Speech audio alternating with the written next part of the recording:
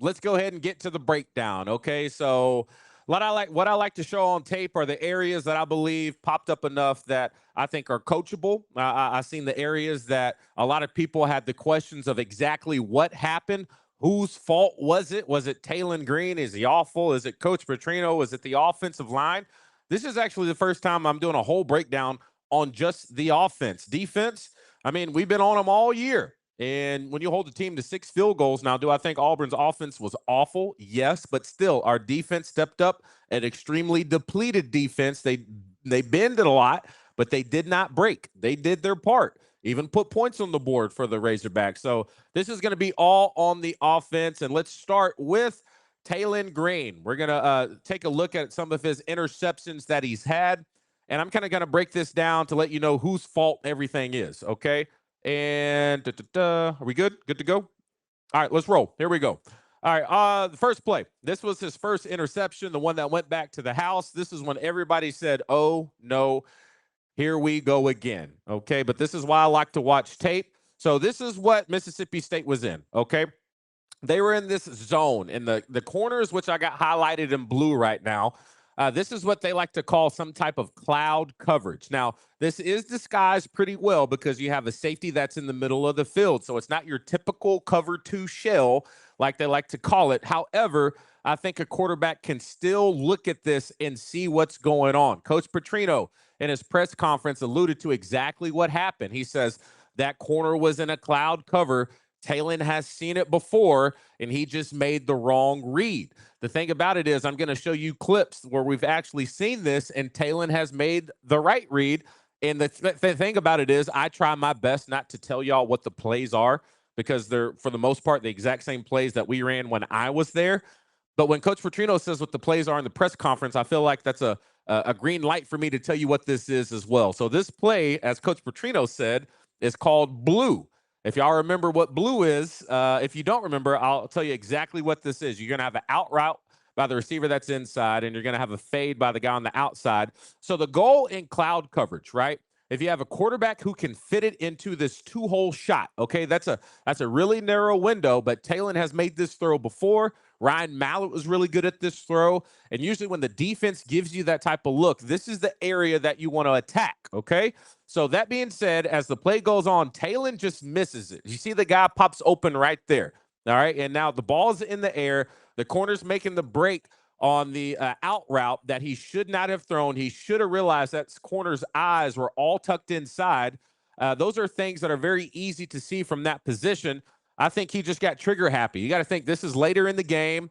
You know, they've been bringing pressure all day. He kind of got a little uncomfortable in the pocket. Now he's trying to get the ball out super fast, and he didn't let this one develop. Ends up being a catastrophic mistake in the moving forward. Now, this is where I like to go back and show tape that we've seen these looks before. These things should not surprise Taylen because he has recognized them. This is my thing with Taylen. Like, there's moments where I'm just like, that's a really good read. This is at Tennessee, just 2 games before this one. Same thing, corner over there in cloud covered. You got that out route, just like we just saw in that clip I just showed you. This corner, eyes are inside because he's in that cloud coverage. Taylen sees it because he's looking at it. Does a great job throwing in that 2-hole shot and completes this ball right in that window, which I just showed you from that play before. So it's not like Auburn did anything special to try to trick Taylen and him not throwing this football, and they run this play all the time. That's the other thing, too. I'm very familiar with this concept because that's one of Coach Petrino's favorites, one of his go-tos when we're trying to move real quick so the quarterback knows who to read. I'll prove it to you. Let's hop in the time machine. Let's go back a little bit to 2010 against Auburn.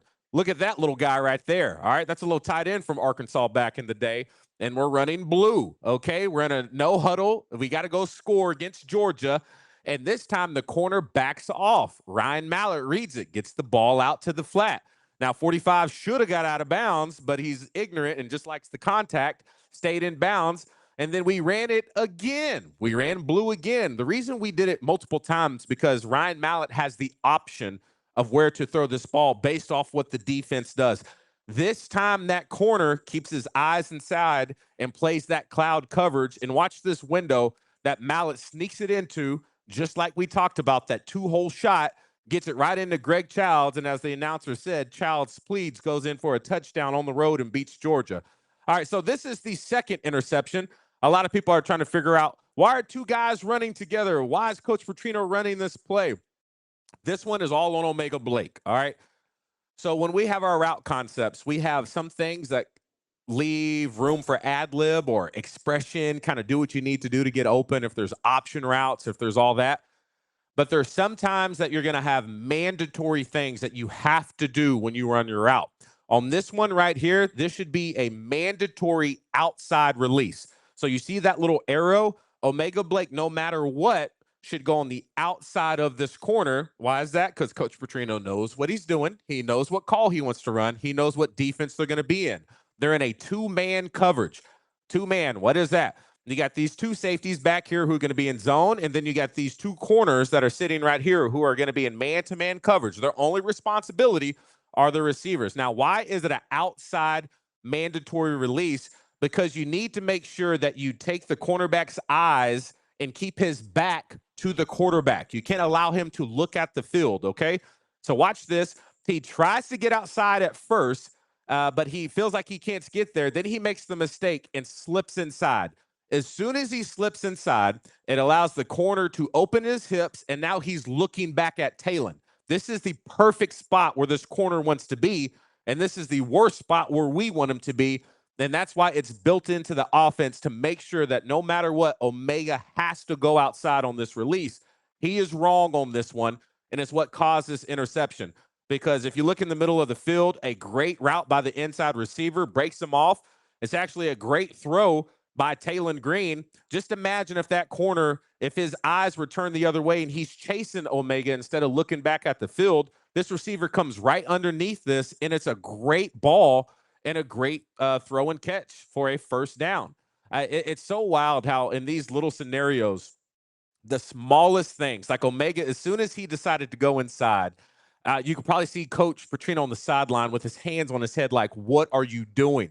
You can't do that, because great play call, great concept, and actually a really good ball. Now, you would love Taylen to see that, but when Taylen is trusting his receivers to do the right thing, it's hard to just try to make up for everybody else's mistakes at that level. And so this is an example of what an outside release does when Auburn's in man-to-man coverage. Watch this receiver down here at the bottom. See, watch. He's going to do an outside release, and watch this corner. He turns his back to the quarterback. This is what we wanted in that last route. And so now he runs with Omega Blake, and then that corner route will come in right underneath him for an easy throw and catch. Just little technical things that led to a huge mistake. Everybody's like, Taylen's awful. Taylen's awful. Yes, I would love for him to see that, but just based off a minor mishap, it changes everything in that play and doesn't leave Arkansas in a good spot. You can see the same technique up top with that other receiver, outside release. You see how that player from Auburn has his back turned and not his eyes to the quarterback, so he can't see what's coming. That was very discouraging to see. And then you get to this play right here. I think at this point, Taylen's just forcing it, putting it in spots he doesn't need to. Now, however, this ball was not that far out of reach. I mean, he's just maybe half a foot away from Omega's hands. Now, Omega, I know you're an athlete. I know you can get up and try to go catch this ball, all right? I also know what else is going through your head, all right? You got these other guys eyeing you. You're going to have to take a shot on this one, okay? This one's going to hurt. This is one where you talk to Taylen after the game. I really don't appreciate you throw me into that safety. Can we try not to do it again? But you can't short arm this thing and then not at least create some type of pass breakup, because now you're letting these guys make plays on the ball, because you see he got that short hand, them alligator arms, all right? He pulls his hand back, doesn't leave his feet at all, and braces for contact, okay? So you'll see another freeze frame right here. Yes, Taylen is forcing it, but Omega, we had a chance to go do something special right here with the game on the line. And the reason I say that, look, that would have been a big hit, but other receivers do it. I remember watching this play from Florida last year. This quarterback threw this receiver into a night throw. This is, or you potentially get your receiver knocked out. He didn't care. He put his body on the line and made a hell of a catch and took a big hit. I mean, a big hit. Flags thrown, targeting penalty. But that right there has no regard for his body at all. He just wanted to go up and make a play. Would have been nice to see that. Okay. All right. Now let's go ahead and move forward. Another question that a lot of people had: what was going on with our running game? Why did we get away from the running game? Tight ends, y'all my boys. All right. We're making some good plays through the air. But to be a tight end, you got to do both. You got to block just as much as you go out and run routes and catch passes and be a part of the big playmaking skills. These plays matter too. Way too much communication. What I see when I watch this play right here is people who are not sure what to do. Watch this. See all the talking? Hey, you got him? What about him? No, you good? You good? What are we doing? All right, let's get this stuff figured out. And this is 3rd and 1 with 4 seconds left to go on the play clock. Lock it in and understand this is just going to be come off the ball. All we need is a yard. Too much talking. Just get down there and be physical and come off the ball. Late off the ball, and you let people cross your face and just give the running back absolutely nowhere to go. You're going to have a little bit better look. You see right here, there's no reason you should be trying to line this thing up. Take it inside footwork, put your hat on the other side of this guy, and just drive down and hold on for dear life and let your running back make you right. Now, there's a couple other misses on this play on the offensive line, specifically from the center position. Cade Kittler had a really rough day, okay? I'm going to let Grant break that down in his breakdown tomorrow. Offensive line was not too sharp. I'll talk about a few of these clips today, but most of that you want to tune in tomorrow for Grant as he breaks that down. Our offensive line has been doing really, really good this entire year. This was the first time we ran into some trouble about being consistent up front. But, yeah, you see Jaden Platt right there misses this block. He doesn't allow Kobe Branham, the puller, to get over there. And all this is muddying it up, and there's nowhere to go. 3rd and 1, and it puts us into this 4th and 1 situation.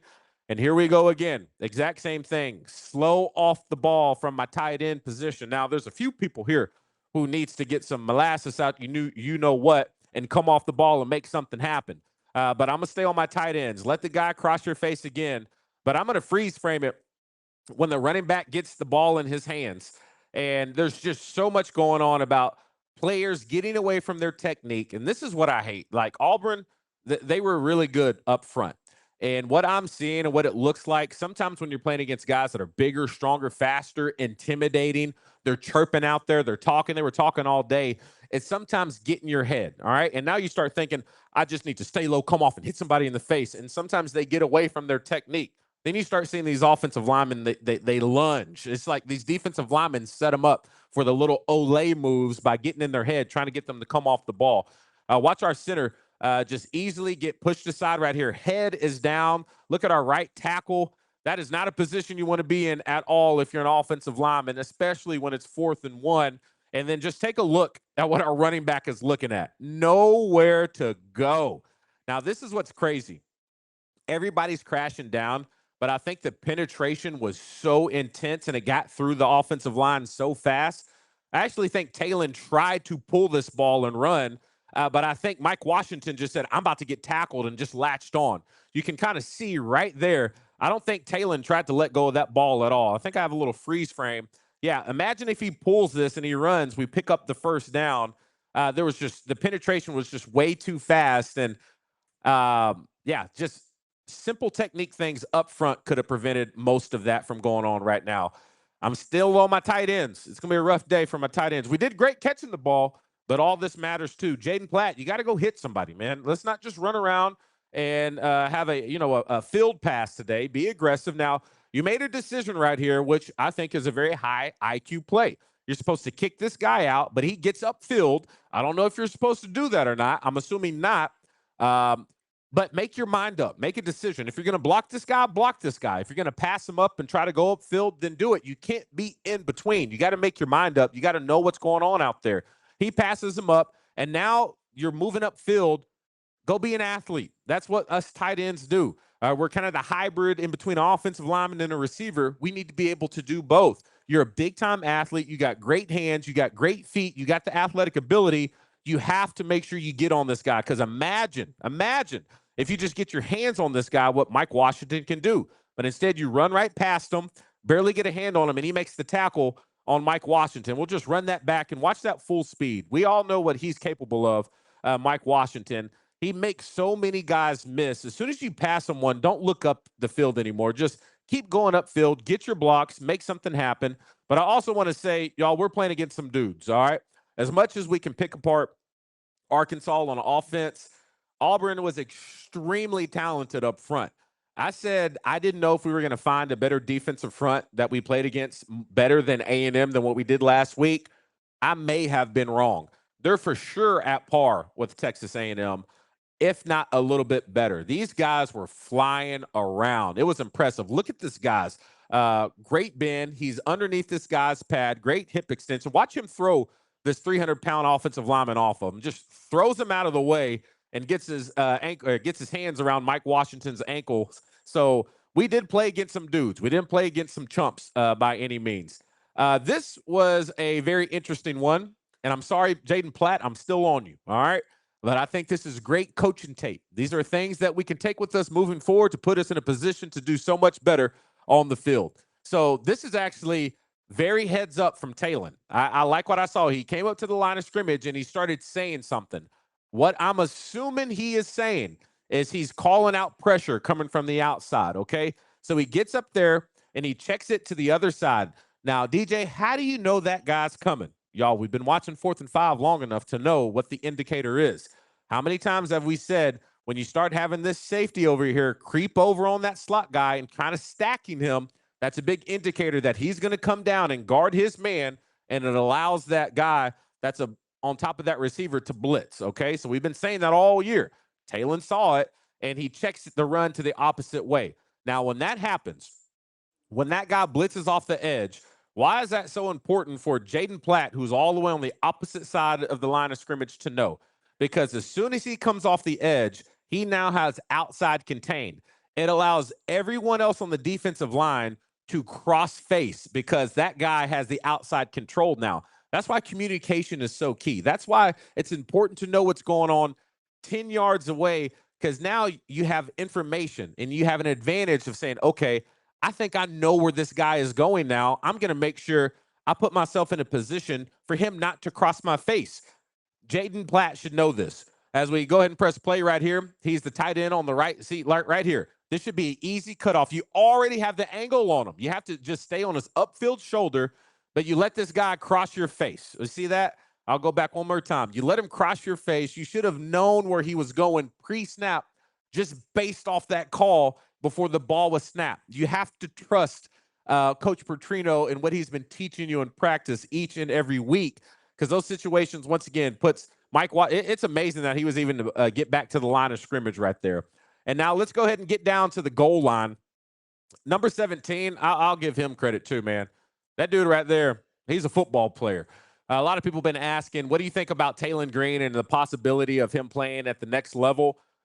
Those guys, that's what you're going to see at the next level. He's fast, he's strong, he's physical. He's only a sophomore, but he did a great job containing Taylen Green. Everybody was asking, was Taylen's knee hurt? Was he going slow? No, this guy just said, I'm faster than Taylen, at least from side to side. And I'm going to make sure I'm technically sound, and I'm going to be a quarterback spy all day. And that's exactly what he did. However, we got to put a body on that guy, okay? Once again, you got to think this is 21-16. We had an opportunity to score a touchdown right here.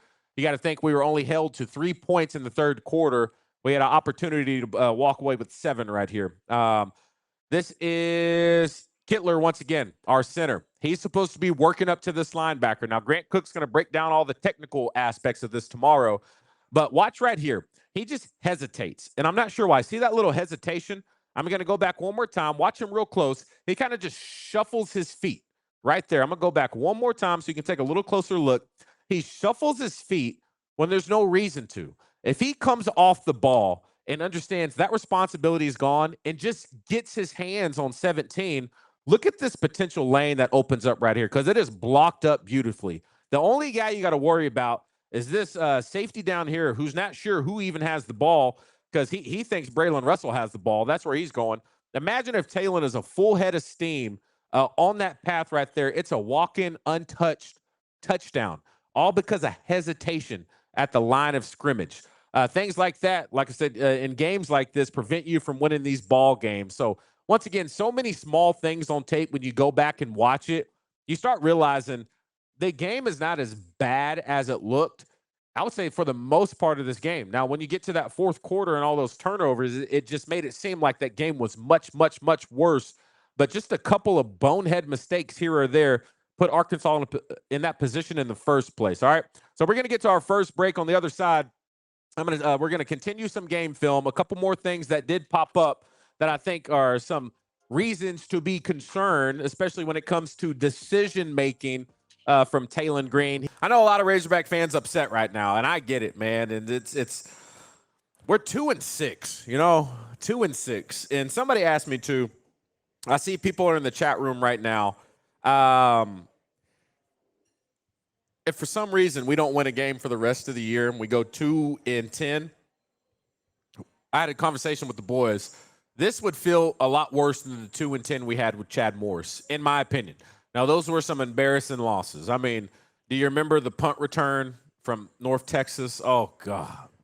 That was like around the country. That was just hard to watch because everybody was just making fun of the Razorback football program.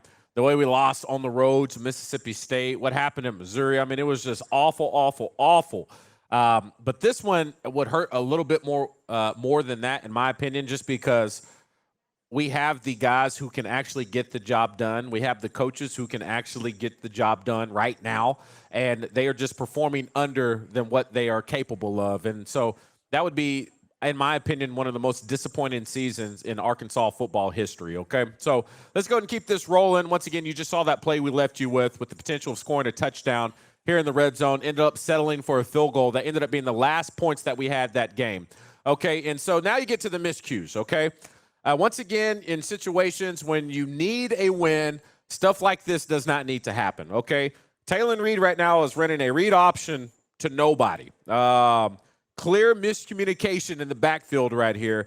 Now, I'm not going to go and say whose fault I think this is because I don't have time to entertain anything, all right? I'm not coming at anybody, but I'll actually be fair. I take that back. I have to be fair. I think this one is on Mike Washington, okay? Just based off where Taylen's eyes are and the way that they're blocking, I would assume this is on Mike. I don't know, all right? So, but you have to hate this miscommunication in situations when you need to get the ball moving forward. No excuse for this at all to happen in such a clutch moment of the game. Too much leadership out there in that backfield for this to happen. You hate that. Now this guy has a clear shot. Obviously, he's not worried about if he's going to hand it off or not because there's no one in the backfield. It's a miracle that Taylen was even able to get any yards out of this in the first place. Ball security, got to keep it tight right there. Let's go ahead and look at this 3rd and 8. I want you to look at this receiver up top, okay? Great concept right here. Really good concept here on the 3rd and 8. We needed to complete more third downs or convert third downs. So you see that receiver up top. He's going to run a nice little route. He comes open. Look at him right there. That's where the ball needs to go, okay? However, Taylen's in quite a bit of a pickle. All right, so let's go back and see what's going on up front. They're in a zero blitz look. That's what it looks like, right? But they end up dropping some people right here. But look what happens in the middle of the line of scrimmage. Miscommunication of something that should easily be picked up. Now, they tried their best to confuse Arkansas, but still too much experience up front, not allowing Taylen to stay in the pocket. And they're 17 again. Man, he was on Taylen all day. But watch this guy come down, and he's going to just blow Cade Rittler right up. Watch, he pushes him on the line of scrimmage, and now Taylen has to get out of there. And once again, 17. How many times have we seen Taylen get out of these situations? Dude, he's legit. And like I said, he's only a sophomore, so that's not the last we'll see of this kid by any means. Let's keep it moving. 2nd and 10. Another situation right here. Now, this goes for a touchdown, but these small things I was talking about, okay, they keep showing up on tape, and sometimes we get away with them.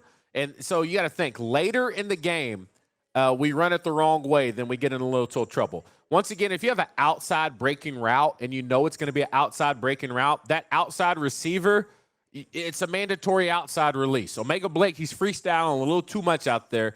He goes ahead and takes this one inside and see what it does. Let me go back one more time. You see when he goes inside, it allows that corner to take his eyes to Taylen, okay? Let me go back one more time.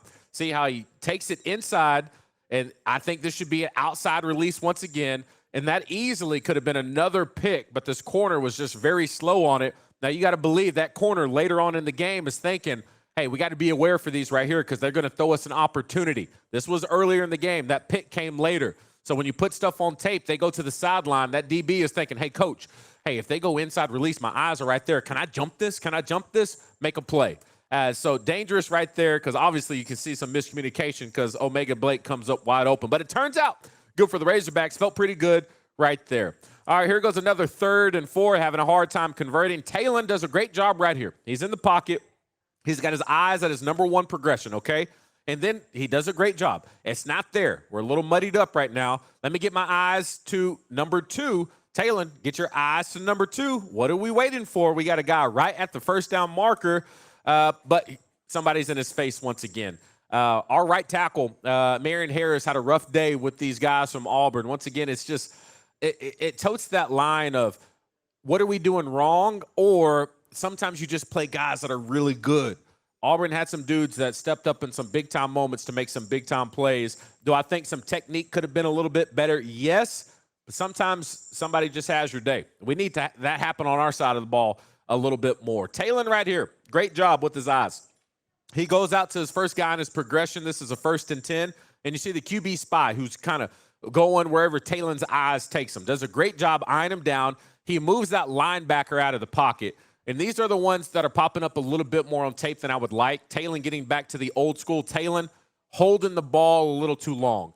Takes his eyes there, snaps his eyes to the second read. You see that window opening up. All you have to do is throw it, catch it right there at the feet of the hog, but he just holds on to the ball. I'm not sure why he's holding on to the ball right there. I think he's getting in his head not wanting to throw picks, but you have to trust the offense. And as soon as we hold on to the ball, you see what happens. We get a holding call from the right tackle, but I want you to look at number 17. I mean, I feel like I'm in his fan club right now, but I promise I'm not. Watch this right here. You talk about effort. This guy even slips, gets up off a block from an offensive lineman. Usually Taylen makes that guy miss. We're playing some big-time players over there at Auburn. Surprised that they haven't won a conference game yet, but when I get back to the technique thing, like I said, sometimes people have your day, but at the same time, Marion Harris, his technique is not it. You know better than this. If you freeze frame this right now, poor pass pro stance. I'm not sure what's making you jump outside. You just sometimes when guys are big, strong, fast, and it gets in your head, you start getting away from that technique. Just trust the technique on this one, Marion Harris. You're a good football player, big, strong, physical. You got the experience. You put yourself in a very bad situation. That's why we got beat right here. Ended up sliding down and losing your footing. That's coachable, in my opinion. All right, let's get to another play right here. Taylen sees right now we're in crunch situation, all right? 4th quarter started. We didn't get anything in the 3rd quarter except a field goal. All right, let's try to get a drive going. And this is not the way you want to start these drives. When you got the easy ones available, you got to hit them. No excuse for missing this ball right here, putting yourself in a 2nd. And now this is where it gets crazy. This was when Coach Petrino starts losing it. You see him right now trying to figure out. You see him throw his hands down and start yelling at him. Oh, that's a pissed off Coach P right there. Sorry if we got kids here right there. That brings back memories. You got to like the fire, though. You got to like the fire. Got to make that play, though. Let's get to the red zone, 3rd and 8. Once again, 3rd quarter, not able to convert this right here. We got to run better routes when we're in man-to-man situation, okay? Too many times we've shown this on tape. We showed this last week and the week before. You have to give these guys something at the top to create space. You just run it up there on their toes and cutting straight across. You close that window, and it makes it very easy to guard these receivers coming across. So that right there is great coverage. But at the same time, I would also like to see Taylen kind of open his eyes a little bit more and understand how much field he has to work with and maybe throw this guy open. All right? I mean, there's no one in the middle of the end zone. We knew that they were going to do this based off the tape we saw last week of all these teams committing to stop Taylen in the red zone from running that read option. So the middle of the end zone is going to be open. Just have to do a much better job winning the one-on-one battles, and you have to convert these right here because they're going to give everything they can to make sure that Taylen does not beat them with their legs. So let's keep this thing rolling. 2nd and 5 right here. Tight ends, okay? Let's get back to Rohan Jones. Had a really good game. 3 catches, 100 and something yards, averaging like 40 yards per catch. Big time for our tight ends. Taylen right here is eyeing him down. He's looking at him. Once again, I'm not sure what's keeping Taylen from pulling this trigger right here. Let the play develop. Look at the pocket right now. You got plenty of time. Offensive line doing a good job. Once again, this is 3rd quarter. Let's get something working, but you got plenty of time. And watch this. As it develops, you got him curling in right here. All you have to do is let it fly. Let it fly. You pick up a first down right here. But he's holding on to the ball. Look at him. And you know where he wants to go. Whenever he starts getting in doubt, he looks for O'Mega Blake. He's coming on the shallow right here. He ends up throwing it to him, even though he had a guy wide open in the middle of the field. And I believe this is where the ball is supposed to go. I don't get what's making him hold the ball in these moments. Fear of throwing a pick, uncertainty of the process, maybe not knowing if that's the right progression. Taylen, you got to let it fly, man. Let that ball go. He ends up throwing it short to O'Mega Blake, puts us in a 3rd and short situation. Here goes another one right here. Let's go ahead and take a look of people doing it the right way, okay? So let's watch O'Mega Blake. That's how you step on their toes and run a route, okay? You just don't go in immediately. Go step on their toes. Great job by Taylen with pressure in his face, releasing. And so I show these clips because we know how to do it. Why don't we just do it right all the time? And I know you're thinking, DJ, you can't expect perfection. I can expect perfection on the little things that you are supposed to do and that are easy and given to you. So no excuse at all for the mental lapse and technique and how you're supposed to run routes, where you're supposed to be. Look at this one right here. I just gave you that look with Rohan Jones curling into the little window. He held it earlier, but early in the game, he just let it fly. Look at this. Perfect timing, great throw. And it's like the later he gets in the game, depending if pressure comes and all this stuff, I think all these things start to get in Taylen's head, and that's when you start seeing the decline. And I think what is interesting, too, if you watch the TV edit, you can see it in his face. It's almost like this look of, like, defeat. You know, it's just like, oh, you see it physically weighing on Taylen, all right? Taylen, if you're listening to me, man, we can't afford that. You got to step that thing up and play to the capability that we know you can play, man. When you're on fire, man, I'm telling you, you're one of the best players in the country. You just got to play like it. Once you get in your head, not so much. All right, here's a 3rd and 7 right here. Great job in the pocket, delivered across the middle, hit him in stride on this one. Great pickup right here. This is a beautiful pickup. Running backs involved, tight end involved. They showed more than we could protect. A great job up front. Taylen in the pocket with composure. Wish you would have got it out a little earlier, but we'll make it work, okay? We'll make it work. And then you get to this situation right here, another situation where he's waiting to watch all this develop. Does a great job watching it develop, releases the ball in that window.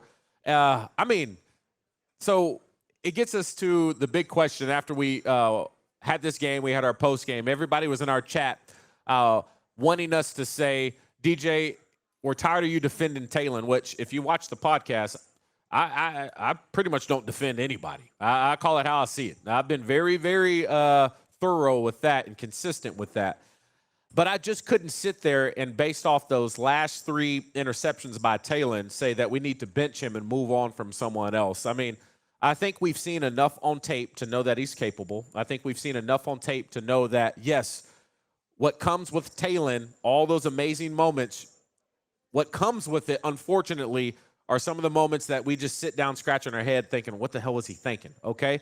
But we've seen on tape the capability of this guy moving our offense, and it shows in the numbers. Once again, one of the top offenses in all of college football, even though we keep hurting ourselves. Another one right here. Great job getting the ball out, releasing it on the money. However, this is when things started to fall apart, okay? And guess who did it? I mean, this guy, number 17, good guy. I wonder what his NIL deal is. This dude, it was like there was 5 of them out there. But O'Mega, look at that ball. That's how this game is so tight, man. And I will say this, too. Going back and watching Auburn on defense, it was very fun to watch as a football player because no matter where they were, all those guys were flying to the ball every single play. I hope our defense watches that tape and says, whoa, what's going on over there? And you got to think, this is a team coming into this game on a 4-game losing streak, every reason to let go of the rope. Head coach potentially going to get fired if they lose this game, and they were playing like it was a national championship, okay? So sometimes you got to put all that BS to the side and go out and play football. Very impressed with the defensive players for Auburn. Got to give credit, tip the hat to them. 17, you got my respect, young guy. Send you some 4th and 5 merch. Psych. Maybe if you come to Arkansas, we'll talk about it. All right, another play right here, and then you get to the situations. Tight ends showing up, okay? It was a big day for the tight ends. Now, however, I do wish we could get the ball to our tight ends more than just having these trick plays or these, schemed up plays. If you go back to who'd we lose to? If you go back to the Memphis game, this is the exact same play where Rohan Jones snuck out of the backfield and ended up being wide open for that touchdown early in the game. You know, they're doing these gimmick plays. You think it's a lead play, and you fake the little block, and then you move up. A great play design. I give you that. I just wish we would get the ball in more just straight-up man-to-man situations and getting open. Another play by Rohan right here. He's acting like he's blocking on the line of scrimmage. He's going to hold that block, and then he's going to sneak out of the backfield and try to get lost. You see him right there. He sneaks out and ends up getting behind the line of scrimmage. Great play design once again. But I still just wish we could find ways to get our guys the ball more than just these gimmick plays. I need more of this right here. Man-to-man situation. Rohan Jones uses his speed. He's one-on-one with this safety right here. And this is why I think on tape this is going to help us. Because right now this safety, he doesn't trust his speed at all. He's flat-footed. He was like, okay, what route is he going to run? But the dude's got some wheels. Runs right past him. Taylen sees it. He trusts it. Throws it up in the bread basket. Great catch. Come on now, tight ends. You got to love that action right there. And then, once again, what frustrates me with this team is we don't waste our time doing breakdowns and critiquing these guys if we don't think they're capable of playing at a high level. Look at this pad level. Look at this push off the ball. Look at this grit. This is determination. This is getting nasty. This is getting dirty. This is what we've been asking for, and this ain't against no chumps either from Auburn. That is great push up front. Great push. That's encouraging to see. But once again, it's a double-edged sword because now that we see you can do it, what's preventing you from doing it every single play? What we've seen on tape, man, it's hard for me to throw in the towel. It's hard for me to sit down here and say, okay, the season's over. Because, yes, even after all this, I still think that Arkansas has the potential to win every game that's left on their schedule, just as much as they could lose every game on their schedule. But the talent is there. They just keep shooting themselves in their foot. They keep holding themselves back. And so now more than ever, it will be interesting to see, will they let go of the rope? This will be the biggest test for Coach Petrino moving forward because, yes, that was a heartbreaking loss. They got homecoming next week. Mississippi State, very curious to see how they're going to bounce back. We know they're not the Mississippi State of last year. They got a coach pushing them in the right direction, being competitive week in and week out. They're right in that same little category that Arkansas is in. And so it'll be a battle. It'll be tough. I think they come to Fayetteville with some juice. They believe that this is a game that they can win, but just another opportunity to bounce back and try to respond. And this is what I've been getting. So once again, this is what's tough. You know, DJ, we don't have the quarterback to win. God, that's tough. I don't know how do you say, oh, man, it's so conflicting to me because when you have Taylen Green, how do you say we don't have a guy to help you win when he is leading the nation in total yards of offense? Think about that for a second, okay? And you got to think outside of this game, we've all been on board with the offense. Everybody has. We've just been saying it'd be nice if the defense can do something. If the defense could help us out a little bit, we're maybe a 1 or 2 loss team. And so I think there's a lot of recency bias to performances. And like I said earlier, it's a what have you done for me lately? I don't think it's fair to just say, Taylen, we got to get him out of there based off what he has done this year. Now, I cannot defend what happened in the fourth quarter. Zero excuse. That first interception was his fault, okay? The second one, Omega's fault. I wish Taylen would have saw it. The third one, he shouldn't have forced that ball, so I'm putting that one on Taylen as well.